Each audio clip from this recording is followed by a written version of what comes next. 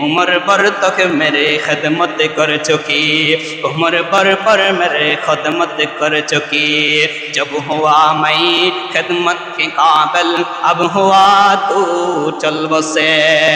उम्र भर तक मेरे खिदमत कर चुकी, उम्र भर तक मेरे खिदमत कर चुकी। जब हुआ मैं खिदमत के काबिल अब हुआ तू चल बसे। মারে আজকে আমি লক্ষ কোটি টাকা ইনকাম করলাম, তোমার জিন্দেগিটা তুমি আমার জন্য ব্যয় করে দিলা। আজকে যখন আমি মা, যখন আজ আমার লক্ষ কোটি কোটি টাকা, কিন্তু তুমি মা তো নাই। उम्र भर तक मेरे खिदमत कर चुकी, उम्र भर तक मेरे खिदमत कर चुकी। जब हुआ मैं खिदमत का काबिल अब हुआ तू चल बसे। खिदमत माँ दर पदर कुन अख्तियार, खिदमत माँ दर पदर कुन अख्तियार। ताके बाशी दर दो आलम बख्तियार, ताके बाशी दर दो आलम बख्तियार। ओ दुनियार मुसलमान, মা বাবা আছে, খেদমত করে রাজি খুশি করে নাও, আল্লাহ তোমার উপর রাজি খুশি হয়ে যাবে। এত লক্ষ লক্ষ কোটি কোটি টাকা দিয়ে কোনো কিছু হবে না রে ভাই, যদি মা বাবা তোমার উপর রাজি খুশি না হয়। আজকে সম্পত্তি নিয়ে মারামারি, টাকা পয়সা নিয়ে মারামারি, ধন দৌলত নিয়ে মারামারি, এগুলো কিছুই তোমার সাথে যাবে না। তোমার বন্ধু বান্ধব তোমার সাথে যাবে না, তোমার মা বাবা তোমার সাথে যাইতে পারবে না।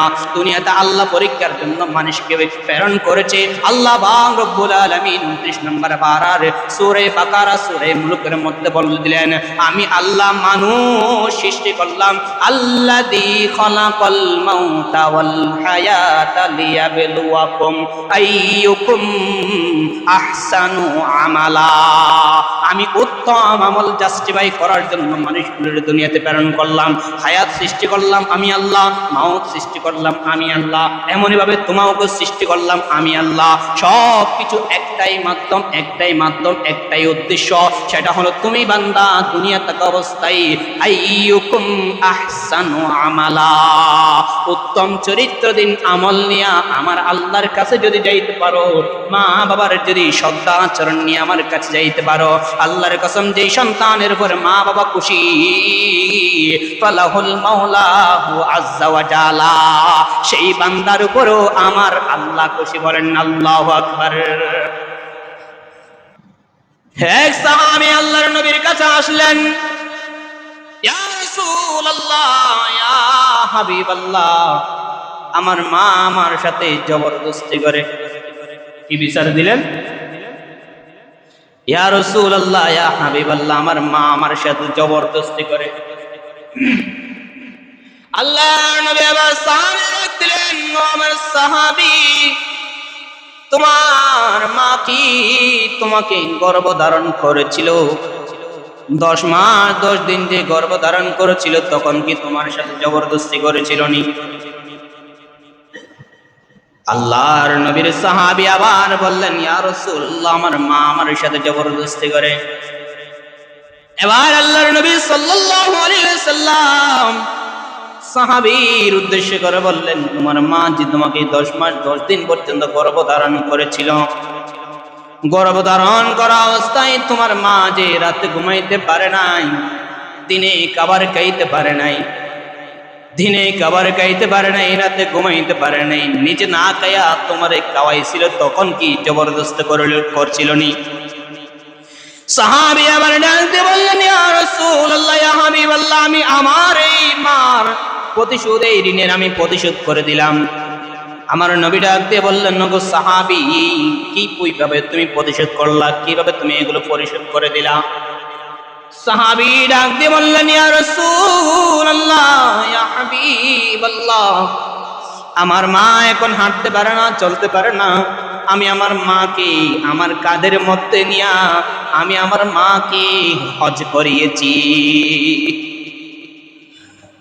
এবার রাসূলুল্লাহ ডাকতে বললেন, ও সন্তান, এটা তো তুমি পরিশোধ করে দিলা, এটা তো তুমি পরিশোধ করে দিলা, কিন্তু বলো, তোমার মা যে গর্ভধারণ করার পরে যে তোমাকে প্রসব করার সময়, যে তোমাকে জন্ম দেওয়ার সময় যে কষ্ট অনুভব করেছে, যে কষ্ট বরদাস্ত করেছে, সেই কষ্টের কি তুমি বিনিময় দিতে পারবা কিনা বলো? কোন সন্তান এইটার বিনিময় দিতে পারবে না। আল্লাহ নবী আর ডাক দিয়ে বললেন, ও সন্তান বলো, তোমার মা যে তোমাকে দীর্ঘ 2 বছর পর্যন্ত যে দুধ পান করাইলো, তুমি বলে সন্তান ওই মায়ের কি তুমি ওই দুধের কি 1 ফোঁটা দুধের কি বিনিময় তুমি দিতে পারবানি? তখন কি তোমার মা তোমার সাথে কি বরদাস্ত করেছিল নি, জবরদস্তি করেছিল নি? তোমার মা ব্যয়ের সাথে তোমার সাথে কোনো আপত্তি ছিল না, কোনো কম্প্রোমাইজ ছিল না। আজকে তুমি সন্তান কিভাবে মা বাবার বিরুদ্ধে আইসা তুমি আপত্তি করতেছ? আমার নবী ডাক দিয়ে বললেন, যে ব্যক্তির উপরে এই মা খুশি হবে না, যে মায়ের উপরে রাজি না, আমার আল্লাহ তার উপর রাজি না। অনেক সন্তান আছে, দেখো দেখো অনেক সন্তান আছে আজকে বিদেশের মধ্যে পাড়ি জমাইলো, মা বাবার জন্য খেদমত করার জন্য টাকা উপার্জন করলো, হাজার হাজার লক্ষ লক্ষ কোটি কোটি টাকা মায়ের জন্য উপার্জন করলো, কিন্তু আজকে মা দুনিয়াতে নাই। মাকে দুনিয়াতে আসার পরে পাই না, ওই গোরস্থানের মধ্যে যাইয়া মায়ের কবর জড়িয়ে জড়িয়ে ধরে বলেছে, মায়ের কবর জড়িয়ে ধরে ধরে বলে, उम्र भर तक मेरे खदमत कर चुकी, उम्र भर मेरे खदमत कर चुकी, जब हुआ मैं खदमत के काबिल अब हुआ तू चल बसे।